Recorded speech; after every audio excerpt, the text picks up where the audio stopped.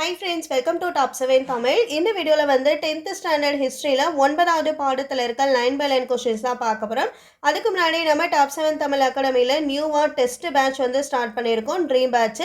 So இந்த பேட்ச்ல join பண்ண விருப்பம் இருக்கவங்க ஜாயின் பண்ணிக்கோங்க. பேட்ச் பத்தின டீடைல்ஸ் வந்து டிஸ்கிரிப்ஷன்ல வந்து கொடுக்குறோம். சீக்கிரம் வந்து ஜாயின் பண்ணி படிக்க ஸ்டார்ட் பண்ணிருங்க, சரிங்களா?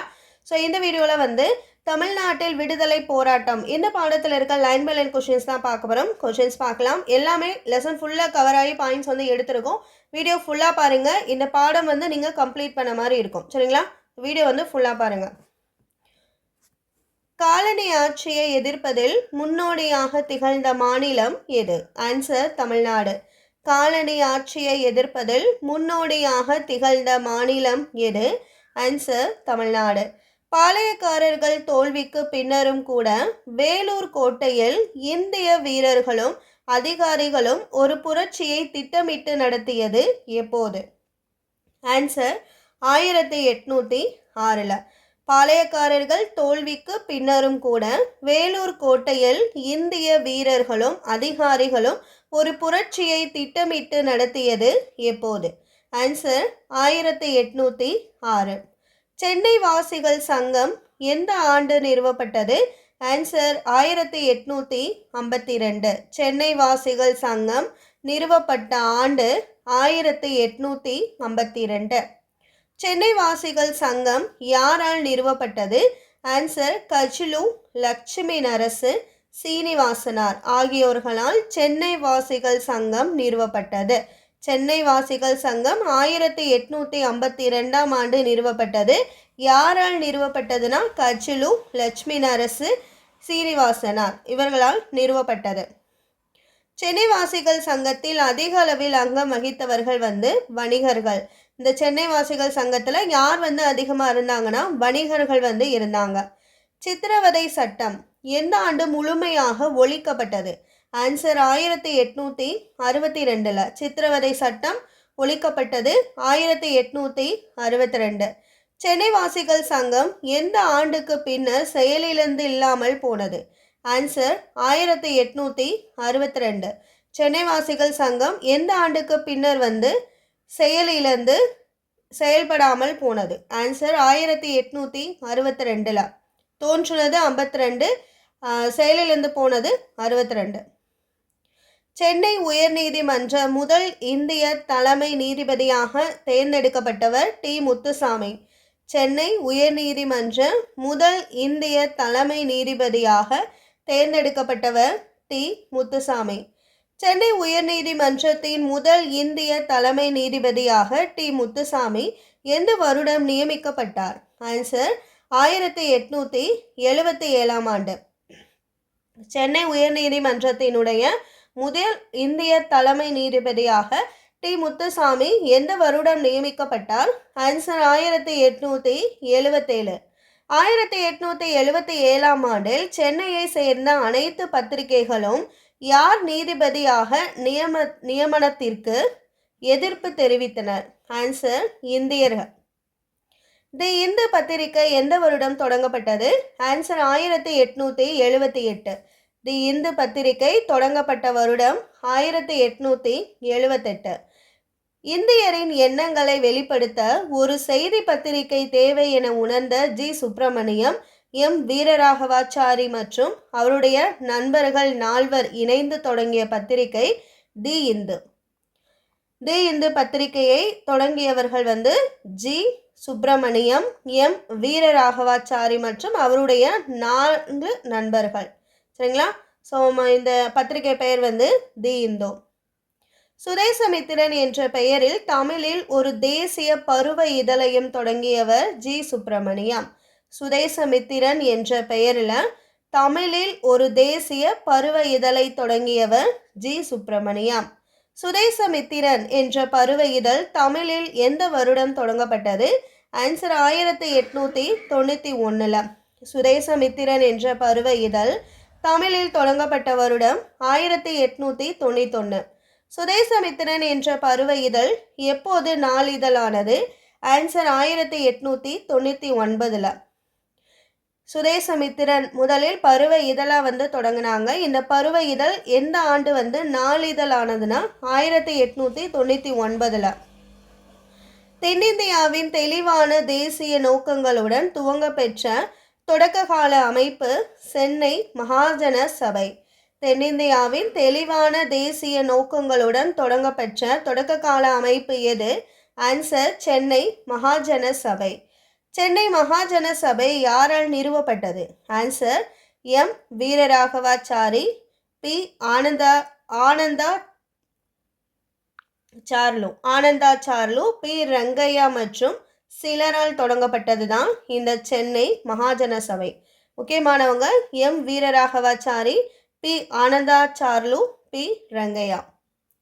சென்னை மகாஜன சபை நிறுவப்பட்ட ஆண்டு 1884 மே 16. சென்னை மகாஜன சபை நிறுவப்பட்ட ஆண்டு 1884 மே 16. சென்னை மாகாண சபையின் முதல் தலைவர் பி ரங்கையா. சென்னை மாகாண சபையின் முதல் தலைவர் பி ரங்கையா. சென்னை மாகாண சபையின் செயலாளராக பொறுப்பேற்றவர் பி ஆனந்தாச்சார்லு. சென்னை மாகாண சபையின் செயலாளராக பொறுப்பேற்றவர் பி ஆனந்தாச்சார்லு. முதல் தலைவர் பி ரங்கையா. சென்னை மாகாண சபை குடிமை பணிகளுக்கான தேர்வுகள் இந்தியாவிலும் வேறு எங்கும் ஒரே சமயத்தில் நடத்தப்பட வேண்டும் என்றது எந்த அரசு? ஆன்சர் இங்கிலாந்து அரசு. எந்த அமைப்பின் பல கோரிக்கைகளுக்கு பின்னர் உருவாக்கப்பட்ட இந்திய தேசிய காங்கிரஸின் கோரிக்கைகள் ஆயின? ஆன்சர் சென்னை மாகாண சபை. சென்னை மாகாண சபையின் கோரிக்கைகள் பின்னாளில் இந்திய தேசிய காங்கிரஸின் கோரிக்கைகளாக மாறின. இந்தியாவின் பல்வேறு பகுதியில் இருந்து இந்திய தேசிய காங்கிரஸ் தலைவர்கள் காங்கிரஸ் உருவாக்கப்படுவதற்கு முன்பாக பல கூட்டங்களில் கலந்து கொண்டனர். அவ்வாறான ஒரு கூட்டம் அடையாறு என்னும் இடத்தில் உள்ள பிரம்மஞான சபையில் கூடிய ஆண்டு 1884 டிசம்பர்ல. சென்னையை சேர்ந்த புகழ்பெற்ற தமிழ்நாட்டு மிதவாத தலைவர்கள் யார்? ஆன்சர் மிதவாத தலைவர்கள் நம்ம பார்க்கறது யாருன்னு பார்க்கலாம். தமிழ்நாட்டை சேர்ந்தவங்க, சரிங்களா? P S Srinivasa Sastri, P S Sivaswami, V Krishnaswami, T M Madhavarao, T R Venkataramanar, G A Natesan மற்றும் எஸ் சுப்பிரமணியனார். இவங்க எல்லாருமே தமிழ்நாட்டு மிதவாத தலைவர்கள். இந்திய தேசிய காங்கிரஸின் முதல் கூட்டம் எங்கு நடைபெற்றது? ஆன்சர் 1885 பாம்பேல. இந்திய தேசிய காங்கிரஸின் முதல் கூட்டம் நடைபெற்ற இடம் 1885 பாம்பேல. இந்திய தேசிய காங்கிரஸின் முதல் கூட்டத்திற்கு தலைமை வகித்தவர் W.C. பானர்ஜி. இந்திய தேசிய காங்கிரஸின் முதல் கூட்டத்திற்கு தலைமை வகித்தவர் W.C. பானர்ஜி.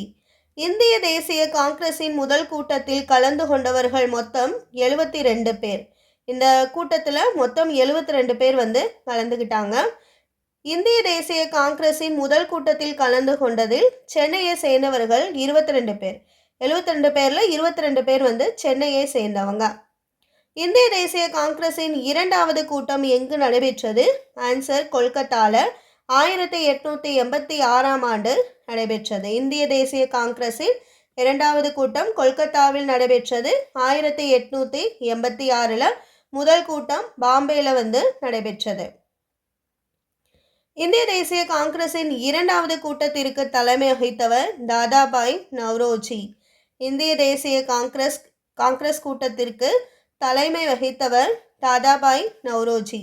இந்திய தேசிய காங்கிரஸ் மாநாட்டில் மூன்றாவது கூட்டத்திற்கு தலைமை தாங்கியவர் பக்ருதீன் தியாப்ஜி. 1887 ஆண்டு இந்த கூட்டம் நடைபெற்றது. இதற்கு தலைமை தாங்கியவர் பக்ருதீன் தியாப்ஜி. முதல் முஸ்லிம் இந்த காங்கிரஸ் மாநாட்டில் தலைமை தாங்கியிருக்காரு. இவர் பக்ருதீன் தியாப்ஜி.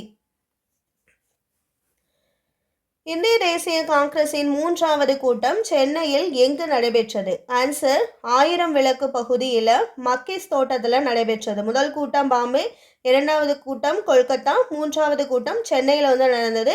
எந்த பகுதியிலனா 1000 விளக்கு பகுதியில் மக்கீஸ் தோட்டத்தில் நடைபெற்றது. இந்திய தேசிய காங்கிரஸின் மூன்றாவது கூட்டத்தில் கலந்து கொண்டவர்கள் மொத்தம் 607 பேர். இதில் சென்னையை சேர்ந்தவர்கள் 362 பேர். வங்க பிரிவினை ஏற்பட்ட ஆண்டு 1905. வங்க பிரிவினை 1905. சுதேசி இயக்கம் தோன்றுவதற்கு காரணம் வங்க பிரிவினை. சுதேசி இயக்கம் தோன்றுவதற்கு காரணம் வங்க பிரிவினை. வங்க பிரிவினை நடைபெற்றது 1905. சுதேசி இயக்கத்தினுடைய நோக்கம் என்னென்னா, அந்நிய பண்டங்கள் பொருட்கள் புறக்கணித்தல் மற்றும் தேசிய கல்வியை முன்னெடுத்தல். இதுதான் சுதேச இயக்கத்தினுடைய நோக்கங்களாக இருந்தது. தமிழ்நாட்டு மக்களின் நாட்டுப்பற்று உணர்வுகளை தட்டி எழுப்பியதில் யாருடைய தேசபக்தி பாடல்கள் மிக முக்கியமானதாகும்? ஆன்சர் சுப்பிரமணிய பாரதியார். தமிழ்நாட்டு மக்களினுடைய நாட்டுப்பற்று உணர்வுகளை தம் பாடல்கள் மூலம் தட்டி எழுப்பிய பெருமை யாரை சேரும்னா சுப்பிரமணிய பாரதியார். வஉசி சுதேசி நீராவி கப்பல் நிறுவனம் எங்கு தொடங்கினார்? ஆன்சர் தூத்துக்குடியில். சுதேசி நீராவி கப்பல் நிறுவனம் தூத்துக்குடியில் தொடங்கப்பட்டது. யாரால் தொடங்கப்பட்டதுன்னா வஉ சிதம்பரனாரால் தொடங்கப்பட்டது. வஉ சிதம்பரனாரால் வாங்கப்பட்ட இரு கப்பலினுடைய பெயர் காளியா மற்றும் லாவோ. வஉசியால் வாங்கப்பட்ட இரு கப்பலுடைய பெயர் காளியா மற்றும் லாவோ. வஉசி எந்த இரு நகரங்களுக்கு இடையே கப்பல் போக்குவரத்து வஉசியால் எந்த இரு நகரங்களுக்கு இடையே கப்பல் போக்குவரத்து தொடங்கப்பட்டது? ஆன்சர் தூத்துக்குடி மற்றும் கொழும்பு. தூத்துக்குடி மற்றும் கொழும்பு இரு பகுதிகளுக்கும் இடையே கப்பல் போக்குவரத்து வஉசியால் தொடங்கப்பட்டது. திருநெல்வேலியிலும் தூத்துக்குடியிலும் நூற்பாலை தொழிலாளர்களை அணி திரட்டுவதற்கு வஉசிக்கு தோளோடு தோள் நின்றவர் யார்? ஆன்சர் சுப்பிரமணிய சிவா. திருநெல்வேலியிலும் தூத்துக்குடியிலும் நூற்பாலை தொழிலாளர்களை அணி திரட்டுவதற்கு வஉசிக்கு உதவியாக இருந்தவர் சுப்பிரமணிய சிவா. ஐரோப்பியருக்கு சொந்தமான கோரல் ஆலைக்கு எதிராக நடைபெற்ற வேலை நிறுத்தத்தில் தலைமையேற்றவர் வஉசி. இந்த வேலை நிறுத்தம் நடைபெற்ற ஆண்டு 1908. எந்த தலைவர் விடுதலை செய்யப்பட்டதை கொண்டாடுவதற்காக பொதுக்கூட்டம் ஏற்பாடு செய்ததற்காக வஉசியும் சிவாவும் கைது செய்யப்பட்டனர்? ஆன்சர் பிபின் சந்திரபால். பிபின் சந்திரபால் விடுதலை செய்யப்பட்டதை கொண்டாடுவதற்காக வஉசியும் சிவாவும் கூட்டம் ஏற்பாடு செஞ்சுருக்காங்க, பொதுக்கூட்டம். அதனால் கைது செய்யப்பட்டாங்க. எதனால் கைது செய்யப்பட்டாங்க அப்படின்னு கேட்கலாம். ஸோ இந்த பிபின் சந்திரபால் விடுதலையை கொண்டாடுவதற்காக பொதுக்கூட்டத்தை ஏற்பாடு செய்ததால். மக்கள் செல்வாக்கு பெற்ற வஉசியும் சிவாவும் சுப்பிரமணிய சிவாவும் கைது செய்யப்பட்டதை அறிந்து எங்கு கலகம் வெடித்தது? ஆன்சர் திருநெல்வேலியில. செக்கிழுத்த செம்மல் என்று அழைக்கப்படுபவர் வஉ சிதம்பரனார். செக்கிழுத்த செம்மல் என அழைக்கப்பட்டவர் வஉ சிதம்பரனார். சிறை தண்டனையில் இருந்து தப்பிக்க சுப்பிரமணிய பாரதி எங்கு சென்றார்? ஆன்சர் பாண்டிச்சேரிக்கு. சிறை தண்டனையில் இருந்து தப்பிப்பதற்காக சுப்பிரமணிய பாரதி சென்ற இடம் பாண்டிச்சேரி. புரட்சிகர தேசியவாதிகளின் பாதுகாப்பான புகலிடம் என்பது எந்த ஊர்? ஆன்சர் பாண்டிச்சேரி. அப்போது பாண்டிச்சேரி பிரெஞ்சு பகுதியாக இருந்தது. இது புரட்சிகர தேசியவாதிகளினுடைய பாதுகாப்பான இடமாக கருதப்பட்டது. அரவிந்த கோஷ் வி சுப்பிரமணியனார் யாருடைய முன் உதாரணத்தை பின்பற்றினார்? ஆன்சர் சுப்பிரமணிய பாரதியினுடைய முன் உதாரணத்தை. தேசியவாதிகள் பலருக்கு புரட்சிகர நடவடிக்கை குறித்த அறிமுகமும் பயிற்சியும் எங்கு இருந்து வழங்க பெற்றது? ஆன்சர் லண்டனில் இருந்த இந்தியா ஹவுஸ் மற்றும் பாரிஸில் இருந்து. எம்பிடி ஆச்சாரியா, வி சுப்பிரமணியனார் மற்றும் TSS ராஜன் ஆகியோர் புரட்சிகர நூல்களை பாண்டிச்சேரியின் வழியாக எங்கு விநியோகம் செய்தனர்? ஆன்சர் சென்னைக்கு. யாருன்னு பார்த்துக்கோங்க. எம்பிடி ஆச்சாரியா, வி சுப்பிரமணியனார், TSS ராஜன். இவங்க புரட்சிகரமான நூல்களை பாண்டிச்சேரியின் வழியாக விநியோகம் செஞ்சுருக்காங்க, சென்னைக்கு விநியோகம் செஞ்சுருக்காங்க. பாண்டிச்சேரி புரட்சிக்கு காரணமான இரு தலைவர்கள் வி சுப்பிரமணியனர் மற்றும் அரவிந்த் கோஷ். பாண்டிச்சேரி புரட்சிக்கு காரணம் வி சுப்பிரமணியம், அரவிந்த் கோஷ். புரட்சிகரவாத செய்தித்தாள்களான இந்தியா விஜயா மற்றும் சூரியோதயம் எங்கிருந்து வெளியேறியது? ஆன்சர் பாண்டிச்சேரியில இருந்து. நடத்தியவர் பாரதியார். பாரத மாதா சங்கம் யாரால் நிறுவப்பட்டது? ஆன்சர் நீலகண்ட பிரம்மச்சாரியால். பாரத மாதா சங்கம் நிறுவப்பட்டது யாரால்? ஆன்சர் நீலகண்ட பிரம்மச்சாரி. பாரத மாதா சங்கம் எந்த வருடம் நிறுவப்பட்டது? ஆன்சர் 1907. பாரத மாதா சங்கம் நிறுவப்பட்ட ஆண்டு 1907. ஆங்கில அதிகாரிகளை கொல்வதன் மூலம் மக்களிடையே நாட்டுப்பற்று உணர்வை தூண்டுவது எந்த அமைப்பினுடைய நோக்கமாகும்? ஆன்சர் பாரத மாதா சங்கம். பாரத மாதா சங்கம் என்ற அமைப்பால் உள்ளுணர்வால் தூண்டப்பட்டவர் வாஞ்சிநாதன். பாரத மாதா சங்கம் என்ற அமைப்பால் உள்ளுணர்வு தூண்டப்பட்டவர் வாஞ்சிநாதன். வாஞ்சிநாதன் எந்த ஊரை சேர்ந்தவர்? ஆன்சர் செங்கோட்டை. வாஞ்சிநாதன் எந்த ஊரை சேர்ந்தவர்? ஆன்சர் செங்கோட்டை. திருநெல்வேலி மாவட்ட ஆட்சியரான ராபர்ட் WDE ஆஷ் என்பவரை மணியாச்சி ரயில் நிலையத்தில் சுட்டு கொன்றவர் வாஞ்சிநாதன். திருநெல்வேலி மாவட்ட ஆட்சியரான ராபர்ட் WDE ஆஷ் என்பவரை மணியாச்சி ரயில் நிலையத்தில் சுட்டு கொன்றவர் வாஞ்சிநாதன். திருநெல்வேலி மாவட்ட ஆட்சியரான ராபர்ட் WDE ஆஷ் எந்த வருடம் சுட்டுக் கொல்லப்பட்டார்? ஆன்சர் 1911 ஜூன் 17ஆம் தேதி சுட்டுக் கொல்லப்பட்டார். யாரால்னா? வாஞ்சிநாதனால்.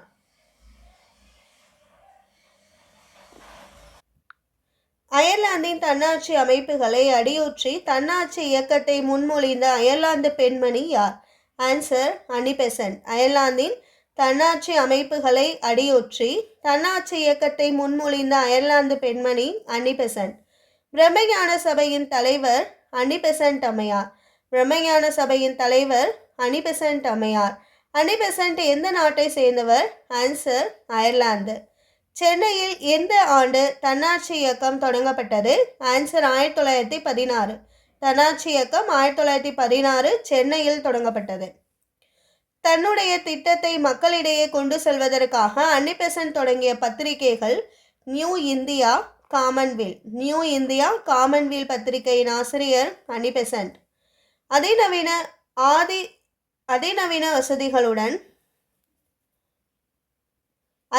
வசதிகளுடன் கூடிய ரயிலில் அடிமைகளாக இருப்பதை விட சுதந்திரத்துடன் கூடிய மாட்டு வண்டியே சிறந்தது என்று கூறியவர் அன்னி பெசன்ட். அதிநவீன வசதிகளுடன் கூடிய ரயிலில் அடிமைகளாக இருப்பதை விட சுதந்திரத்துடன் கூடிய மாட்டு வண்டியே சிறந்தது என்று கூறியவர் அன்னி பெசன்ட். எந்த ஆண்டு பத்திரிகை சட்டத்தின்படி அன்னி பெசன்ட் பிணைத்தொகையாக பெருமளவு பணத்தை செலுத்தும்படி அறிவுறுத்தப்பட்டார்? ஆன்சர் 1910. விடுதலை பெற இந்தியா எப்படி துயருற்றது? இந்தியா ஒரு தேசம் என்ற 2 புத்தகங்களை அன்னி பெசன்ட் எழுதியிருக்காரு. விடுதலை பெற்ற இந்தியா எப்படி துயருற்றது, இந்தியா ஒரு தேசம் என்ற 2 புத்தகங்களை எழுதியவர் அன்னி பெசன்ட் அம்மையார். அன்னி பெசன்ட் எந்த வருடம் இந்திய தேசிய காங்கிரஸின் தலைவரானாங்க? ஆன்சர் 1917. அன்னி பெசன்ட் அம்மையார் எந்த ஆண்டு இந்திய தேசிய காங்கிரஸின் தலைவரானார்? ஆன்சர் 1917. சென்னை திராவிடர் கழகம் எந்த வருடம் உருவாக்கப்பட்டது? ஆன்சர் 1912. சென்னை திராவிடர் கழகம் 1912. தொழிற்சங்கங்களை உருவாக்கி தொழிலாளர் வர்க்கத்தை அணி திரட்டுவதில் முக்கிய பங்கு வகித்தவர் BP வாடியா. சென்னை திராவிடர் கழகம் உருவாக்கப்பட்ட ஆண்டு 1912. சென்னை திராவிடர் கழகத்தின் செயலாளராக இருந்தவர் C. நடேசனார். சென்னை திராவிடர் கழகத்தின் செயலாளர் C. நடேசனார். பிராமணர் அல்லாத மாணவர்களுக்காக திராவிடர் சங்க தங்கும் விடுதி யாரால் நிறுவப்பட்டது? Answer C. நடேசனாரால் 1916ஆம் ஆண்டு நிறுவப்பட்டது.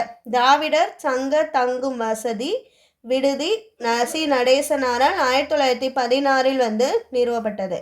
1916 நவம்பர் 20 P. Thyagarayar, TM Nair, C. Natesanar தலைமையில் சென்னை விக்டோரியா பொது அரங்கில் எத்தனை பிராமணர் அல்லாதோர் கூடினர்? ஆன்சர் 30 பேர். TM Nair, P. தியாகராஜர் ஆகிய இருவரிடையே நிலவிய கருத்து வேற்றுமையை சரி செய்து இணக்கத்தை ஏற்படுத்தியவர் C. நடேசனார். 1916ஆம் ஆண்டு நவம்பர் 20ஆம் நாள் TM Nair, P. Thyagarajar, C. Natesanar ஆகியோர் தலைமையில் பிராமணர் அல்லாதவர்கள் சென்னை விக்டோரியா பொது அரங்கில் கூடி உருவான சங்கம் தென்னிந்திய நல உரிமை சங்கம். பிராமணர் அல்லாதோருக்கு தொடங்கப்பட்ட இயக்கம் தென்னிந்திய நல உரிமை சங்கம். தென்னிந்திய நல உரிமை சங்கம் பின்னாளில் நீதி கட்சியாக மாறியது. தென்னிந்திய நல உரிமை சங்கம் தொடங்கிய பத்திரிகைகள் ஆங்கிலத்தில் ஜஸ்டிஸ், தமிழில் திராவிடம், தெலுங்கில் ஆந்திர பிரகாசிகா. இது எல்லாமே தென்னிந்திய நல உரிமை சங்கத்தால் தொடங்கப்பட்ட பத்திரிகைகள். நீதி கட்சி பெயர் காரணம் என்னன்னா, ஆங்கில நாளிதழின் பெயரான ஜஸ்டிஸ் என்பதே பெயராக மாறியன. ஜஸ்டிஸ்னா நீதி, ஸோ அதுவே பெயராக மாறி இந்த நீதி கட்சி என்ற பத்திரிகை உருவானது. நீதி கட்சி என்ற பெயர் உருவானது. தன்னாட்சி இயக்கத்தை பிராமணர்களின் இயக்கம் என கூறியது நீதி கட்சி. எந்த சட்டம் பிராமணர் அல்லாதவர்களுக்காக இடஒதுக்கீடு வழங்கப்பட்டது? ஆன்சர் 1919ஆம் ஆண்டு இயற்றப்பட்ட சட்டம். 1920ஆம் ஆண்டு நடைபெற்ற தேர்தலை எந்த கட்சி புறக்கணித்தது? ஆன்சர் காங்கிரஸ் கட்சி.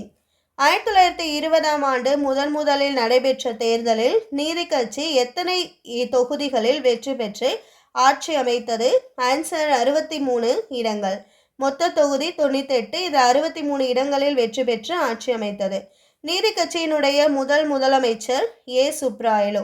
நீதி கட்சியின் முதலமைச்சர் ஏ சுப்ராயலு. 1923ஆம் ஆண்டு தேர்தலில் நீதி கட்சி வெற்றி பெற்று முதலமைச்சரானவர் பனகல் அரசர். தேர்தல் மூலம் முதலமைச்சரானவர் பனகல் அரசர் 1923. பனகல் அரசர் பிராமணர் அல்லாதோரின் நலனுக்காக நீதி கட்சி பல்வேறு நடவடிக்கைகளை அறிமுகப்படுத்தியது. என்னென்னா, உள்ளாட்சி துறைகளிலும் கல்வி நிலையங்களிலும் வேலைவாய்ப்பில் இடஒதுக்கீடு செய்யப்பட்டது. பணியாளர் தேர்வுக்குழு நிறுவப்பெற்றது. தேவதாசி முறை ஒழிக்கப்பட்டது. ஏழை எளிய மக்களுக்கு வீடு கட்டிக்கொள்ள நிலம் வழங்கியது. பட்டா செய்து வழங்கப்பட்டது. கல்வி உதவித்தொகை வழங்கியது. மதிய உணவு திட்டம். இது எல்லாமே நீதி கட்சி செய்தது. அதாவது பனகல் அரசர், இந்த பனகல் அரசு அது செய்தது. ஆங்கில அரசு எந்த ஆண்டில் கொடூரமான குழப்பவாத புரட்சி குற்ற சட்டத்தை இயற்றியது? ஆன்சர் 1919. ரவுலட் சட்டத்தை பரிந்துரை செய்த குழு சர் சிட்னி ரவுலட். 1919ஆம் ஆண்டு ரவுலட் சட்டம் இயற்றப்பட்டது.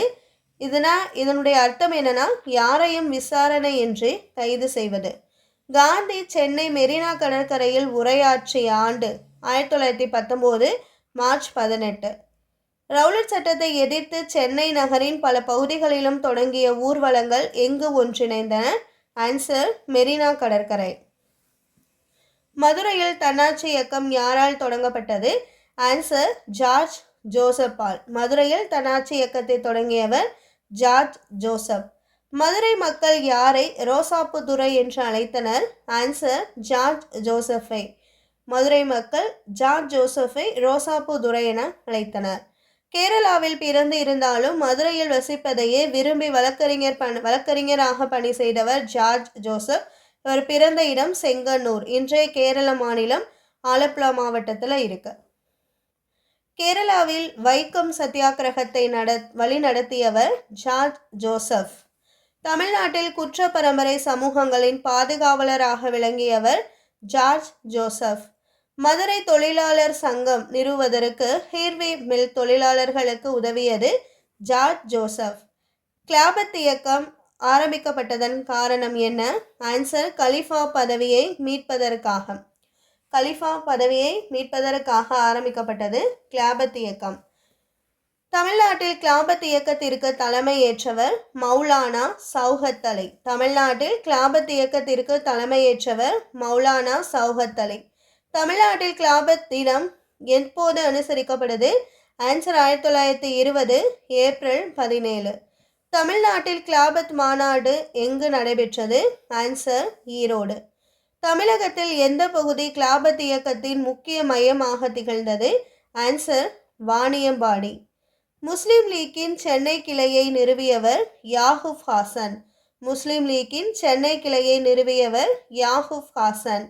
முஸ்லிம் லீக்கின் சென்னை கிளையை நிறுவிய யாகூப் ஹாசனுக்கு நெருங்கிய தொடர்பு உடையவர் ராஜாஜி.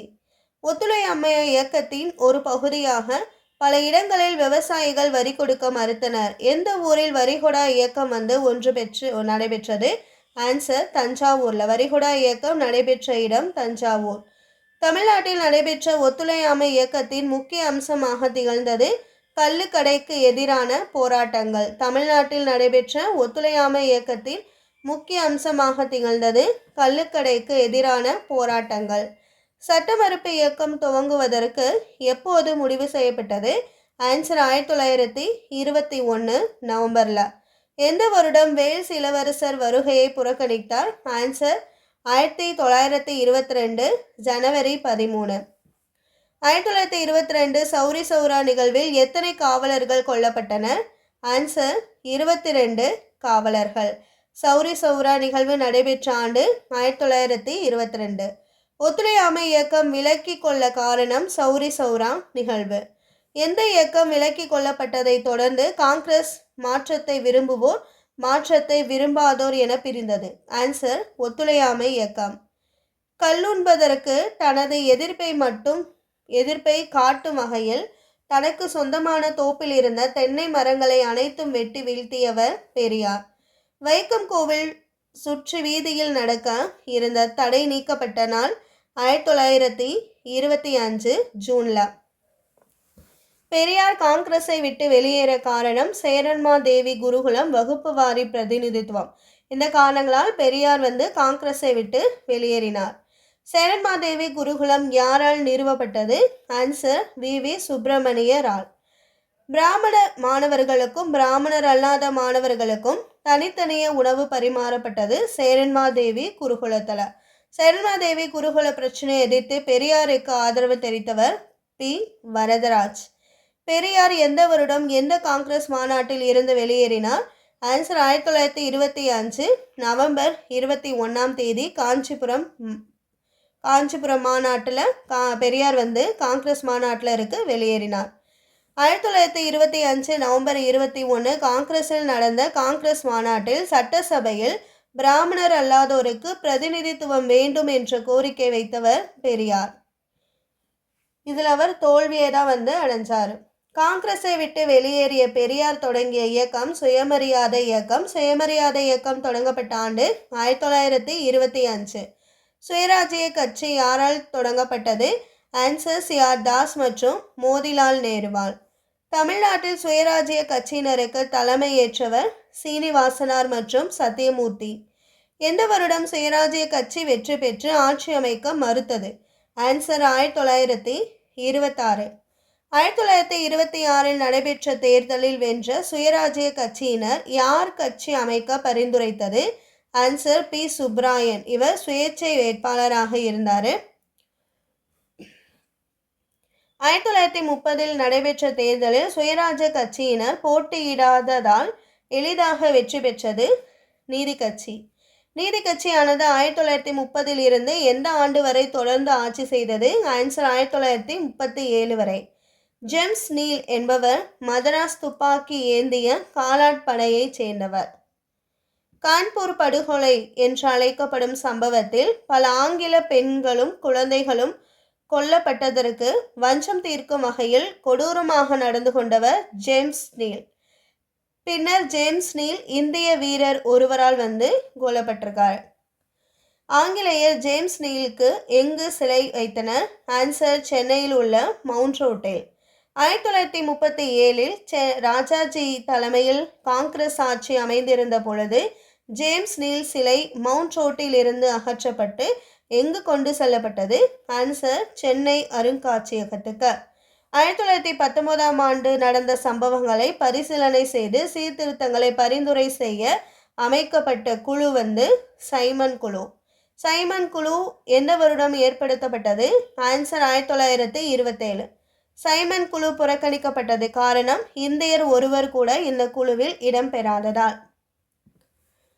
சென்னையில் சைமன் குழு எதிர்ப்பு போராட்டத்திற்கு தலைமை வகித்தவர் எஸ். சத்தியமூர்த்தி.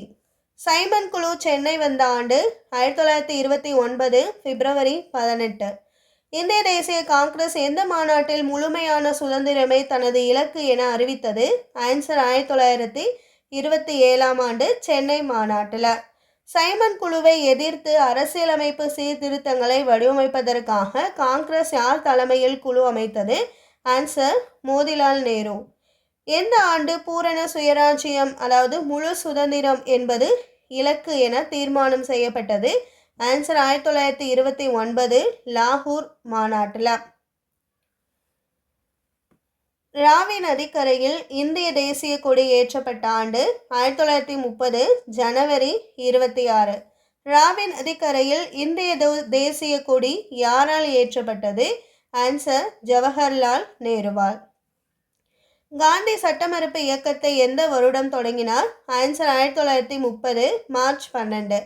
தமிழ்நாட்டில் உப்பு சத்தியாகிரக போராட்டத்திற்கு தலைமை வகித்தவர் ராஜாஜி. திருச்சி டு வேதாரண்யம் வரை உப்பு சத்தியாகிரகம் தமிழ்நாட்டில் நடைபெற்றது. இதற்கு தலைமையேற்றவர் ராஜாஜி.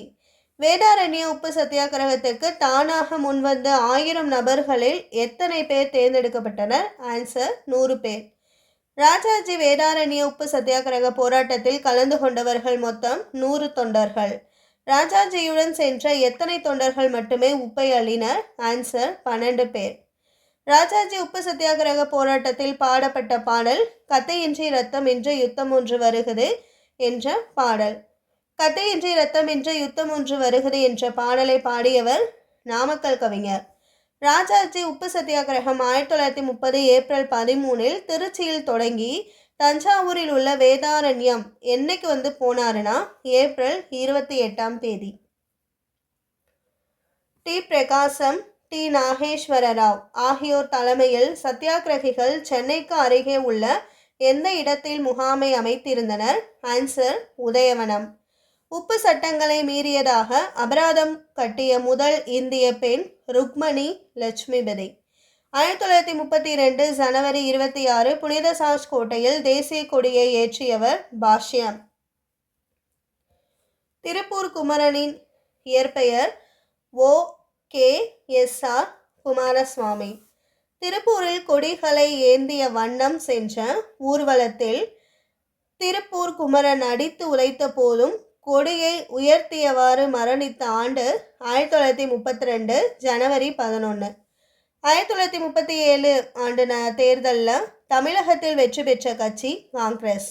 1937 ஆண்டு காங்கிரஸ் கட்சி வெற்றி பெற்று முதலமைச்சரானவர் ராஜாஜி. மதுவிலக்கின் மூலம் ஏற்படும் வருவாய் இழப்பை ஈடு செய்ய விற்பனை வரி யாரால் அறிமுகப்படுத்தப்பட்டது? ஆன்சர் ராஜாஜியால்.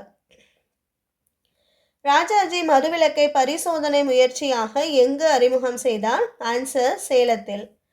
மதுரை ஹரிஜன சேவக் சங்கத்தின் தலைவராக செயல்பட்டவர் வைத்தியநாதர். ஒடுக்கப்பட்ட மக்களுக்காக கோவில் நுழைவு சட்டம் எந்த வருடம் இயற்றப்பட்டது? ஆன்சர் 1939 வருடம். பள்ளிகளில் இந்தி மொழி கட்டாயமாக்கப்பட்டது யாருடைய காலத்தில்? ஆன்சர் ராஜாஜி. இந்தி எதிர்ப்பு மாநாடு சேலத்தில் நடத்தியவர் பெரியார். காங்கிரஸ் அரசு பதவி விலகியதை அடுத்து இந்தி கட்டாய பாடம் என்பதை நீக்கியவர் சென்னை மாகாண ஆளுநர். வெள்ளையனே வெளியேறு இயக்கம் தீர்மானம் நிறைவேற்றப்பட்ட ஆண்டு 1942 ஆகஸ்ட் 8. செய் அல்லது செத்துமடி என்ற முழக்கத்தை முழங்கியவர் காந்தியடிகள். ஒவ்வொரு ரயில் நிலையத்திலும் உள்ளூர் தலைவர்களின் பெயர் பட்டியலை வைத்துக்கொண்டு ரயிலை விட்டு இறங்கியதும் கைது செய்ததை பம்பாயில் இருந்து ஊர் திரும்பி கொண்டிருந்த பொழுது கவனித்தவர் காமராஜர். காமராஜர் காவல்துறையின் கண்களில் படாமல் எந்த இடத்தில் இறங்கினார்? ஆன்சர் அரக்கோணத்தில். ஏன்னா வெள்ளையனே வெளியேறு இயக்கத்திற்கு எதிர்ப்பு தெரிவித்ததால் காமராஜர் காவல்துறை கண்களில் படாமல் அரக்கோணத்தில் இறங்கியிருக்காரு. இந்தியா சுதந்திரம் அடைந்த போது இங்கிலாந்தின் பிரதமராக இருந்தவர் அட்லி. இந்தியாவின் சுதந்திர பிரகடனத்தை வாசித்த அட்லி எந்த கட்சியின் சார்பாக நின்று வெற்றி பெற்றார்? ஆன்சர் தொழிலாளர் கட்சி. இந்த வீடியோவில் 10th ஸ்டாண்டர்ட் ஹிஸ்ட்ரியில் 9வது பாடத்தில் இருந்த லைன் பை லைன் கொஸ்டின்ஸ்லாம் பார்த்தோம். கண்டிப்பாக வீடியோ ஃபுல்லாக பார்த்துருப்பீங்கன்னு நினைக்கிறேன். பார்த்துருந்தீங்கன்னா இந்த 9வது பாடம் படிச்சிட்டீங்க, சரிங்களா? ஸோ ரீகால் பண்ணுறதுக்கு இன்னொரு டைம் வீடியோ கேட்டுக்கோங்க. ஸோ இதே மாதிரி அடுத்தடுத்து நம்ம சேனலில் முக்கியமான லெசன்ஸ்லாம் உங்களுக்கு கொடுக்க போகிறோம். தொடர்ந்து ஃபாலோ பண்ணுங்கள். சேனலை சப்ஸ்கிரைப் பண்ணிக்கோங்க. சப்ஸ்கிரைப் பண்ணிவிட்டு பெல் சிம்பிளை கிளிக் பண்ணுங்கள். அதே மாதிரி பெல் சிம்பிளையும் கிளிக் பண்ணிட்டு ஆல் என்ற ஆப்ஷனை செலக்ட் பண்ணிங்கன்னா தான் அடுத்தடுத்து கொடுக்குற வீடியோஸ்க்குரிய நோட்டிஃபிகேஷன் உங்களுக்கு வரும். ஸோ நீங்களும் அடுத்தடுத்து தொடர்ந்து படிக்கலாம், சரிங்களா? இந்த வீடியோ வாட்ச் பண்ணதுக்கு தேங்க்யூ.